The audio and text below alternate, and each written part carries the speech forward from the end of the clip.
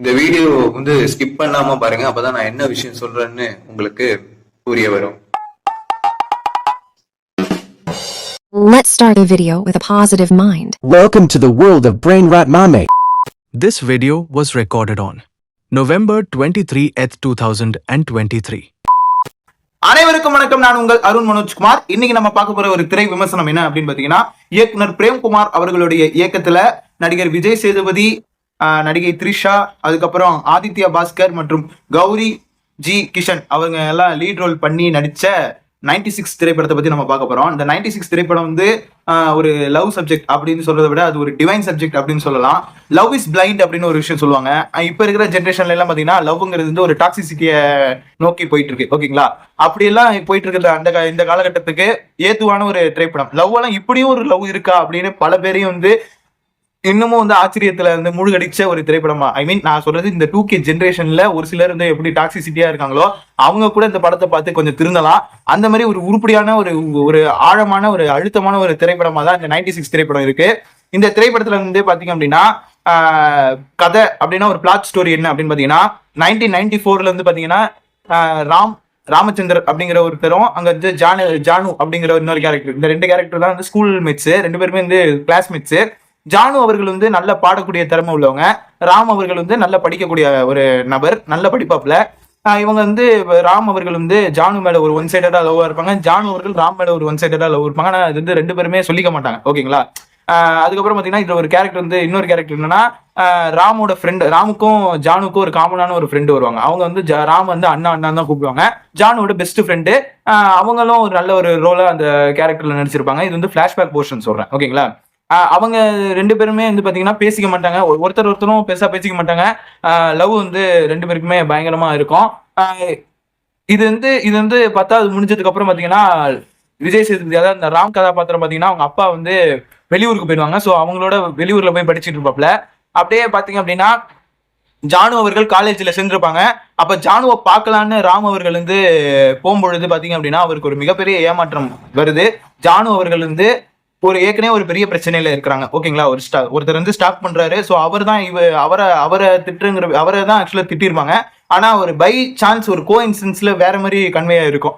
ராம் அவர்களை தான் இப்படி கோச்சிக்கிட்டு சொல்றாங்க போல அப்படிங்கிற மாதிரி அவர் எடுத்துப்பாரு. அது அதோட அந்த இது முடிஞ்சு ஆஃப்டர் ஒரு 20 இயர்ஸ் கழிச்சு பாத்தீங்கன்னா ஒரு ரீயூனியன் சொல்லி ஒரு ஃபங்க்ஷன் வைக்கிறாங்க. ஓகேங்களா, 1996 பேட்ச் அப்படின்னு சொல்லிட்டு, அதாவது 1994 10th படிச்சாங்கன்னா 1996 12th முடிச்சிருப்பாங்க. ஸோ 1996 96 பேட்ச்னு சொல்லி ஒரு ஃபேர்வெல் மாதிரி வைக்கிறாங்க, ஒரு ரீயூனியன் ஃபங்க்ஷன் ஒன்று வைக்கிறாங்க. அதை ஆர்கனைஸ் பண்றது யாருன்னு பாத்தீங்கன்னா நம்ம தேவதர்ஷினி அவர்கள் இந்த நடிகை தேவதர்ஷினி அவர்கள் இந்த ஸ்கூல், ஆமா, நடிகை தேவதர்ஷினி அவர்கள் அவங்களோட கதாபாத்திரம் பேர் சுபாஷினி. அவங்க தான் ஆர்கனைஸ் பண்றாங்க.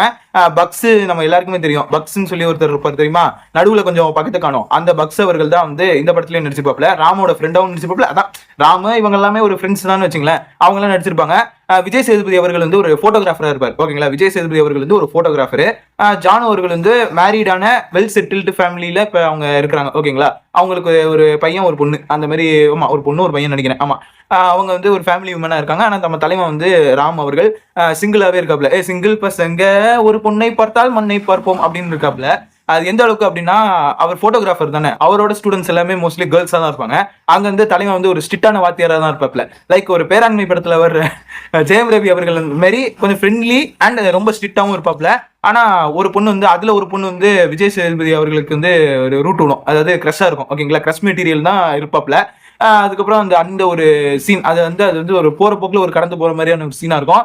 அதுக்கப்புறம் பாத்தீங்கன்னா ராம் அவர்கள் அவருடைய பழைய ஸ்கூலுக்கு, அதாவது அவரோட ஒரு மியூச்சுவல் ஃப்ரெண்ட் ஃபோன் பண்ணி இந்த மாதிரி ஒரு ஃபேர்வெல் ஃபங்க்ஷன் இருக்குடா அப்படின்னு சொல்லி பேசும்போது வாட்ஸ்அப்ல ஒரு குரூப் ஒன்று இருக்கும் 96 பேட்ச் அப்படின்னு சொல்லிட்டு, அந்த 96 பேட்ச்ல என்ன ஆட் பண்ணி விடுங்கன்னா ஆட் பண்ணி விட்டுருவாங்க.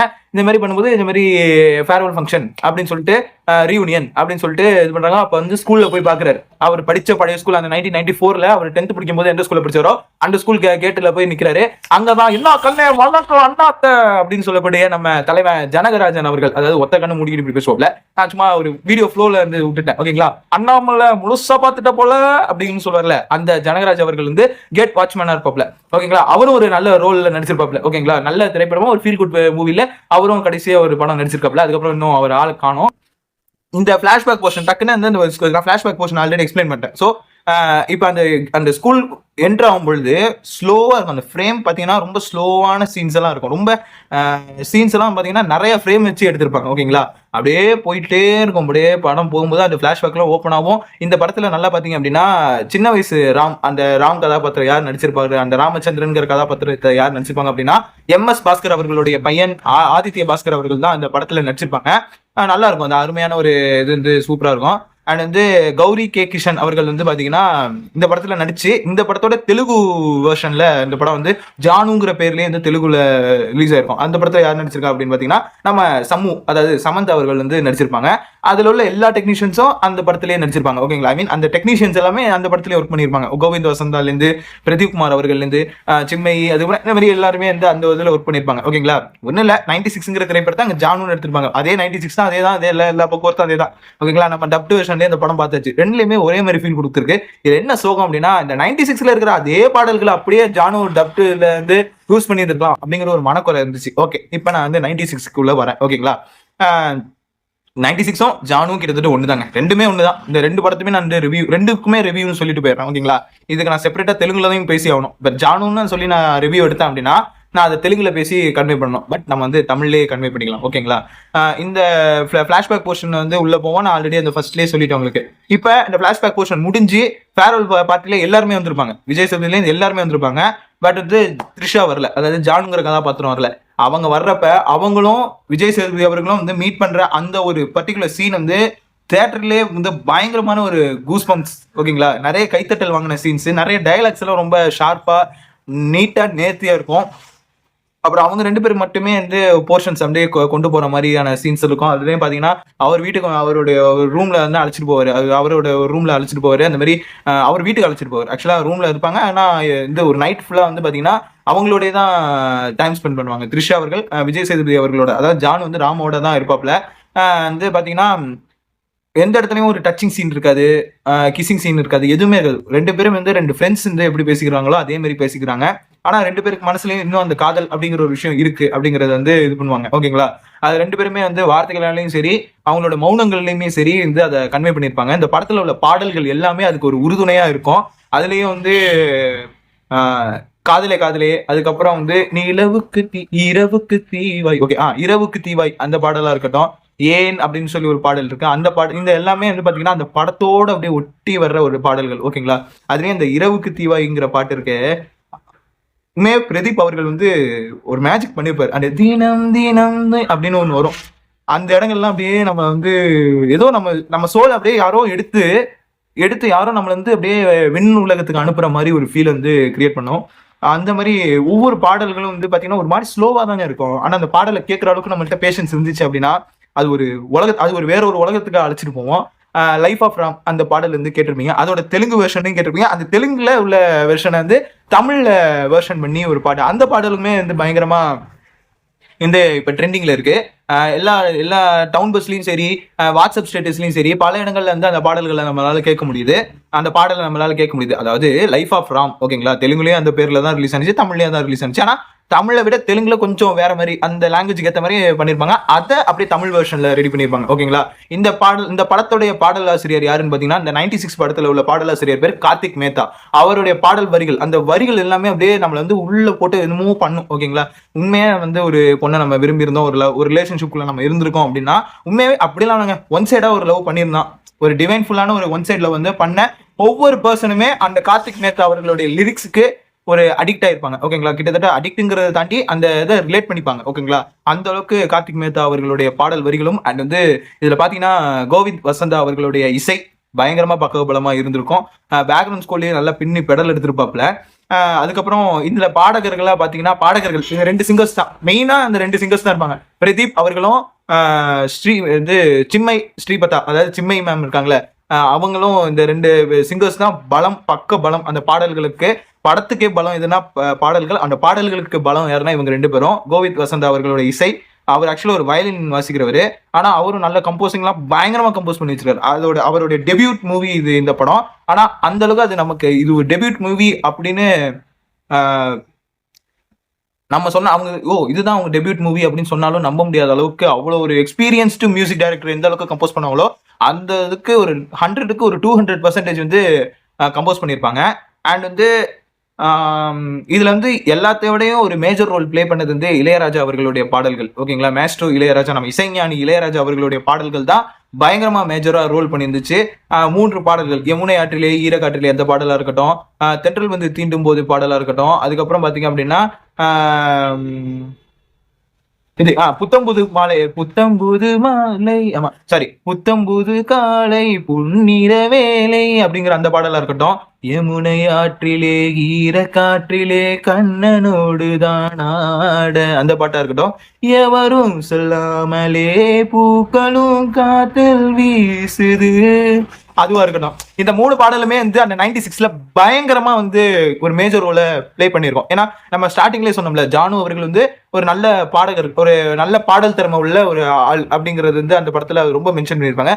ஈவன் அந்த வாய்ஸ் ஓவர்ல பிளாஷ்பேக்ஸ்ல எல்லாம் பயங்கரமா வந்து என்னமோ நம்ம வந்து நம்மளோட லவ் ஸ்டோரி வந்து வேற ஒருத்தவங்கள்ட்ட சொன்னா எப்படி இருக்குமோ அந்த மாதிரி வந்து எனக்கு ஃபீல் ஆனிச்சு. ஓகேங்களா, அந்த ஒரு ஃபீல் வந்து இந்த 96 படம் வந்து எனக்கு கொடுத்துச்சு. இது நான் ஏன் இப்ப பேசுறேன் அப்படின்னா, இந்த 96 திரைப்படத்துடைய நினைவா நான் வந்து ஆக்சுவலா இந்த 96ங்கிற ஒரு மூவி வந்து எனக்கு ஒரு மெமரி. ஓகேங்களா, என் லைஃப்ல கிடைச்ச ஒரு மெமரி. ஸ்கூல்ல வந்து எல்லாத்துலயுமே நான் ஒரு அன்னோட்டிஸ்டு பர்சனா தான் வந்திருக்கேன். எல்லாருமே என்னை ஒதுக்கி தான் வைப்பாங்க. மோஸ்ட்லி எனக்கு ஃப்ரெண்ட்ஷிப் சர்க்கிள்லாம் கம்மி தான். நான் வந்து மோஸ்ட்லி நான் தனியா தான் இருப்பேன். அப்படிப்பட்ட ஒரு தனிமையிலேயே நான் வந்து இருந்தவன். எனக்குள்ளேயும் ஒரு மலர் பூத்துச்சு அப்படின்னு சொன்னா அவங்களெல்லாம் நம்ப முடியாது. அப்படிப்பட்ட ஒரு என்னுடைய ஜானுக்கு வந்து நான் இதை வந்து டெடிகேட் பண்ணணும், அதுவும் அவங்களுடைய பிறந்த நாள் அன்னைக்கு நம்ம இதை டெடிகேட் பண்ணணும் அப்படிங்கிறதுக்காக தான் இந்த வீடியோ நான் மேக் பண்ணியிருக்கேன். ரிலேஷன்லேருந்து எல்லாருமே நம்மளை பார்ப்பாங்கன்னு எனக்கு தெரியும். இருந்தாலும் ஒரு தைரியம் தான், ஒரு அசட்டு தைரியம் தானே. நம்ம லைஃப்லயும் ஒரு விஷயம் நமக்குள்ளேயும் ஒரு மலர் பூத்திருக்குங்கிறது வந்து மேபி தெரியட்டும். ஏன்னா நமக்குள்ளே கல்லுக்குள் ஈரம்ங்கிறது வந்து தெரிஞ்சுக்கணும். ஏன்னா நம்ம வந்து ஒரு ஃபேமிலிலையும் சரி ஃப்ரெண்ட்ஸ்லையும் சரி ஒரு டார்க் பர்சன் தான் நான் தெரிஞ்சிருக்கேன். ஓகேங்களா, ஒரு நெகட்டிவ் ஷேடோட தான் நான் அந்த எல்லாரோடைய கண்ணுக்கும் நான் தெரிஞ்சிருக்கேன். இது மேபி எல்லாருக்கும் தெரியணும். அதுக்கப்புறம் காலேஜில் ஒன்று நடந்துச்சு, அதுக்கப்புறம் அதெல்லாம் வந்து புதுசுன்னு ஆயிடுச்சு, அது வேறு விஷயம். ஆனால் முதலில் ஏற்பட்ட உணர்வுக்கு நம்ம மதிப்பளிக்கிற விதமா இந்த அவங்களோட பிறந்த நாள் அன்னைக்கே நான் இந்த 96 ரிவ்யூ வந்து உங்களை நான் ப்ரெசென்ட் பண்றேன். அதுக்கப்புறம் 96 திரைப்படத்துல வந்து பாத்தீங்கன்னா ஒரு சர்ச்சை வந்துச்சு. ஓகேங்களா, இளையராஜா பாடல்கள் வந்து அவருக்கே பர்மிஷன் கேட்காம நீங்க அந்த பாடல்களை பயன்படுத்துனீங்க அப்படி இப்படின்னு சொல்லி அதுக்கு ஒரு மாதிரி பயங்கரமா நெகட்டிவா ஒரு சாவேஜான ஒரு ரிப்ளை ஒன்று கொடுத்துருப்பாப்ல. ரொம்ப ஒரு மாதிரி ஒரு கிளீஷியான ரிப்ளை வந்து இளையராஜா அவர்கள் வந்து கொடுத்துருப்பாரு. அவருடைய தரப்புல இருந்து ஒரு ரிப்ளை கொடுத்தது வந்து யாராலையும் ஏத்துக்க முடியல. பட் அது எல்லாமே வந்து அதை வந்து அப்படி தூக்கி எறிஞ்சிட்டு நீங்க 96 அப்படிங்கிற திரைப்படத்தை பாத்தீங்க அப்படின்னா வேற ஒரு தரத்துல அது இருக்கும். தெலுங்குலயும் வேற ஆப்வியஸ்லி நல்லா தான் இருந்துச்சு. ஓகேங்களா, நம்ம வந்து தெலுங்கு படமும் நிறைய பார்ப்போம். அந்த படத்துலயும் அதோட வேர்ஷன்லயும் நல்ல சமந்தா அவர்கள் வந்து நல்ல ரோல் வந்து பிளே பண்ணியிருந்தாங்க. 96ல ரொம்ப ஃபேமஸான ஒரு விஷயம் என்னன்னா அந்த மஞ்சள் கலர் சுடிதார் தான். அது எல்லாம் நம்ம அதாவது காலேஜில் வர்றப்பையும் சரி, இந்த காலேஜில் எல்லாம் போகும்போது எல்லோ கலர் சுடிதார் போட்டுட்டு இது பண்ணியிருந்தாங்க. அதாவது 96 திரைப்படத்தோடைய 1 இயர் அந்த 2018 தான் வந்து படம் ரிலீஸ் ஆனிச்சு. 2019 1 இயர் செலிப்ரேஷனு, 2020 2வது வருஷம். அந்த டைம்ல 2019 இருந்து நாங்கள் ஃபர்ஸ்ட் இயர் படிச்சுட்டு இருக்கப்ப மோஸ்ட்லி நிறைய பேர் எல்லோ சுடிதார் போட்டிருந்தாங்க. பார்த்தா தான் தெரிஞ்சிச்சு. அதுவும் அக்டோபர் மாசம் 4ஆம் தேதி எனக்கு இன்னமும் ஞாபகம் இருக்கு. அப்ப எல்லாம் பார்த்தா எல்லாரும் சுத்தி இருக்கிற எல்லாருமே பாத்தீங்க அப்படின்னா எல்லோ கலர் சுடிதார் போட்டிருக்காங்க. என்னடா அப்படின்னு கேட்டேன். ஐ மீன் எங்க கிளாஸ்மேட்ஸ் கிட்ட இல்ல, அதர் டிபார்ட்மெண்ட்ல இருக்கிறவங்கள்ட்ட கேட்டேன். என்ன அப்படின்னா இன்னைக்கு 96ஓட ஃபர்ஸ்ட் இயர் ஆனிவர்சரி, ஏதோ கல்யாண ஆனிவர்சரியில இருக்கிற மாதிரி சொன்னாங்களா. சரின்னு அப்ப உட்காந்து 96 படத்தை வந்து வோடஃபோன் பிளே அப்படிங்கிற ஒரு ஆப்ல நான் அந்த படத்தை பார்த்தேன். ஓகேங்களா, சீரியஸா மட்டும் சன்நெக்ஸ்ட் ஆப்லாம் இல்லை. அப்போ எனக்கு ஹாஸ்டலில் நல்ல ஒய்ஃபை கனெக்ஷன் இருந்துச்சு. ஒய்ஃபை கனெக்ஷன் யூஸ் பண்ணி நம்ம அந்த படத்தை பார்த்தோம். எப்போனா அர்த்தராத்திரியில 3 மணிக்கு பார்த்தேங்க. 3 மணிலேருந்து காலையில் 6 மணி வரைக்கும் அந்த படத்தை பார்த்தேன். ஒரு எப்படி சொல்றதுன்னா கண்ணில் அப்படியே தண்ணியா வந்துகிட்டே இருக்கு. எப்பாடே இந்த படத்தெல்லாம் இவ்வளவு நாள் எங்கடா இருந்தீங்க நீங்கெல்லாம் அப்படிங்கிற மாதிரி இருந்துச்சு. நான் அந்த படத்தை பார்க்காம விட்டுட்டேன், அது என்னோட தப்பு அப்படின்னு நான் ரியலைஸ் பண்ண காலகட்டம் அது. அந்த மாதிரி அருமையான ஒரு திரைப்படம். இப்போ அதே மாதிரி ஒரு லவ் ஸ்டோரி வந்து திரும்பியும் ஒரு வந்தா நல்லா இருக்கும் அப்படின்னு தான் நான் சொல்றேன். ஆனா நம்ம அதுக்கு முன்னாடி நம்ம ஒரு படம் பத்தி ரீசெண்டா ஒரு படத்தை நம்ம ரிவ்யூ பண்ணியிருந்தோம்ல, இருக்கப்பட்டு. அந்த திரைப்படம் பாத்தீங்கன்னா ஆஃப்டர் மேரேஜ்ல உள்ள விஷயங்களை எடுத்து சொல்லியிருப்பாங்க. ஆனா 96ங்கிறது வந்து ஒரு காவியம். அதாவது 2 காதலர்கள் வந்து தோல்வி அடைஞ்சிருக்கலாம், ஆனா அவங்க 2 பேரோட காதல் வந்து தோல்வி அடையல அப்படிங்கிறது தான் அந்த படத்துல நமக்கு தெரியப்படுத்துற ஒரு விஷயம். அண்ட் வந்து அவருடைய அந்த ஜானுடைய நினைவுகளை வந்து நிறைய விஷயங்கள் வந்து அவர் சேகரித்து வச்சிருப்பாப்ல. கவிதைகள், அதுக்கப்புறம் அவங்களுடைய சுடிதார் இப்போ அந்த மஞ்சள் சுடிதார்லேருந்து எல்லாமே வந்து அப்படியே என்ன சொல்கிறது, அதை வந்து அவங்க வந்து பாதுகாப்பாக வந்து பொட்டியில் வச்சுருப்பாப்புல. இதுக்கப்புறமும் என்னன்னா, இந்த படம் காவியம் அப்படின்னு நான் சொல்லும்போது எனக்கு ஒரு விஷயம் ஞாபகத்துக்கு வருது. என்னன்னா, ஒரு திரைப்பட பாடலில் வந்து பார்த்தீங்கன்னா, ஜெயிக்கின்ற காதல் கல்யாணமாகும், தோக்கின்ற காதல் தான் காவியமா வாழும்னு சொல்லுவாங்களே, அந்த ஒரு காவியம் தான் இந்த 96ன்னு நான் நினைக்கிறேன். ஸோ இந்த வீடியோ நம்ம இதோட முடிச்சுக்கிறோம். நம்ம சேனல் சப்ஸ்கிரைப் பண்ணாதவங்க சப்ஸ்கிரைப் பண்ணிடுங்க, பக்கத்தில் இருக்க பெல் பட்டனை கிளிக் பண்ணிடுங்க. என்னுடைய முந்தைய வீடியோக்கு எல்லாத்தையும் நீங்கள் வந்து பார்க்கணும் அப்படின்னா அதோட பிளேலிஸ்ட் லிங்க் வந்து நான் கீழே வந்து உங்களுக்கு நான் கொடுக்குறேன். அண்ட் என்னோட ஷார்ட்ஸ் எல்லாமே பார்த்தீங்கன்னா ஒரு பிளேலிஸ்ட்டில் நம்ம வந்து போட்டிருக்கோம். அதோட லிங்க்கே நான் டிஸ்கிரிப்ஷனில் கொடுத்துட்றேன். அண்ட் நம்ம வந்து புதுசாக ஒரு வாட்ஸ்அப் சேனல் ஓப்பன் பண்ணியிருக்கோம். 5 ஃபாலோவர்ஸ் தாங்க இருக்காங்க, கொஞ்சம் பார்த்து செஞ்சு விடுங்க, ஓகேங்களா? வந்து என்னோட வாட்ஸ்அப் சேனல்லையும் நீங்கள் வந்து ஃபாலோ பண்ணிடுங்க. அப்போ நம்ம என்னென்ன வீடியோ போடுறோம், ஃபர்தராக வேறு ஏதாவது அப்டேட்ஸ் எல்லாமே நம்ம வாட்ஸ்அப்பில் வந்து ஷேர் பண்ணுவேன். So kindly follow. அண்ட் இந்த வீடியோ வந்து எல்லாருக்குமே முடிஞ்ச அளவுக்கு ஷேர் பண்ணுங்கள், சப்போர்ட் பண்ணுங்கள். தனிக்காட்டு ராஜாவில் வந்து கம்மிங் டிசம்பர்லேருந்து நம்ம வந்து கான்ஸ்டியூஷன் ஆஃப் இந்தியாவை பற்றி நம்ம பேசுவோம், ஓகேங்களா? அண்ட் நன்றி. இதில் நான் வந்து ஒரு விஷயத்த வந்து சொல்ல மறந்துட்டேன். அதுவும் இந்த ஜானு வந்து ராம் மேலே வந்து நெஞ்சில் கை வைக்கும் பொழுது ராம் அவர்கள் வந்து படபடனாகி மயக்கம் போட்டு விடுவார்ல, அது ஃப்ளாஷ்பேக் போர்ஷன்லையும் சரி, அண்ட் கரண்ட்ல வந்து அந்த போர்ஷன்ல வந்து சரி, அந்த த்ரிஷா அவர்கள் வந்து விஜய் சேதுபதி நெஞ்சில் அப்படி கை வைக்கும் பொழுதும் சரி, ரொம்ப ஒரு யதார்த்தமான ஒரு நடிப்பை வந்து அது நடிச்சிருப்பாப்ல, ஓகேங்களா? அதாவது அந்த சீன் வந்து ரொம்ப யதார்த்தமா இருக்கும். அதாவது மற்றவங்களுக்கு அது புரியுமான்னு தெரியல, ஆனால் எனக்கு அது வந்து ரொம்ப பர்சனலாக பிடிச்சிருந்தது. அண்ட் வந்து இந்த படத்தில் வந்து ஒரு ஃப்ரெண்ட்லி கேரக்டராக வந்து தேவதர்ஷினி மேம் வந்து நடிச்சிருப்பாங்க. ஆக்ட்ரஸ் தேவதர்ஷினி மேம் வந்து நடிச்சிருப்பாங்க. அவங்களுடைய யதார்த்தமான நடிப்பும் வந்து பார்த்தீங்கன்னா ஒரு நல்ல ஒரு பக்கபலமான ஒரு ஸ்டோரியை வந்து இது பண்ணியிருப்பாங்க. அதில் லைட்டாக சில இடங்கள்ல ஹியூமர்லாம் ட்ரை பண்ணியிருப்பாங்க. ரொம்ப பர்ஃபெக்டாக அது வந்து இந்த படத்தில் வந்து ஆப்டாக பொருந்துச்சு.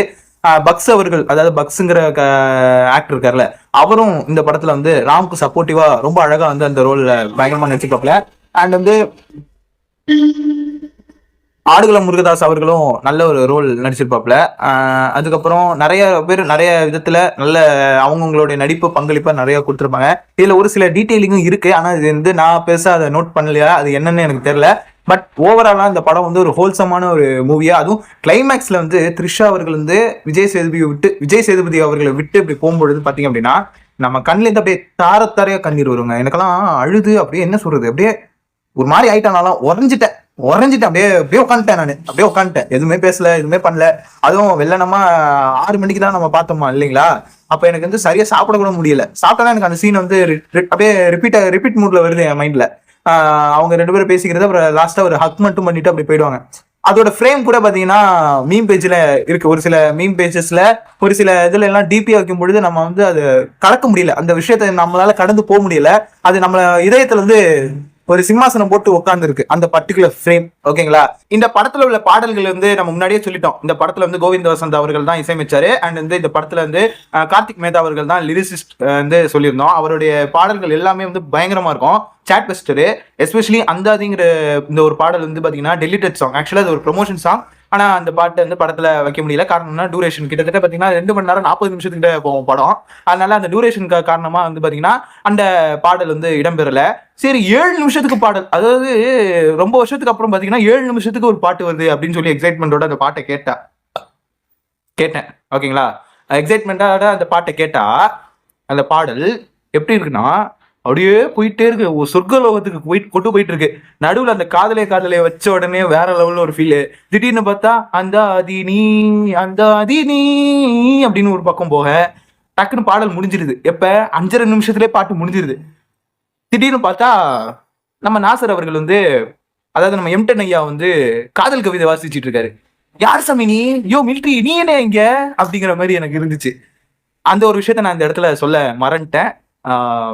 நன்றி. காதலே டூவெட் வெர்ஷன் 2 வெர்ஷன்ல ரிலீஸ் ஆனிச்சு. என்னதான் இருந்தாலும் சிம்மை அவர்கள் பாடினது தான் நமக்கு ரொம்ப பிடிச்சிருந்தது. அது மாதிரி ஏகப்பட்ட விஷயங்கள் இருக்கு. அதுலயும் காதல் கணாக்கள் தானா அப்படின்னு சொல்லி ஒரு லைனா இருக்கட்டும், அந்த மெட்ரோ ரயில்ல இருந்து போயிட்டு இருக்கப்போ ஒரு சாங், அந்த சாங்ல தான் இந்த சாங் நினைக்கிறேன். அதுல இருந்து காட்டின அந்த காட்சிப்படுத்தின விதம் எல்லாமே வேற லெவல்ல இருந்துச்சு. அதையும் நான் இந்த இடத்துல சொல்ல கடமைப்பட்டிருக்கேன். நன்றி. Thanks for watching.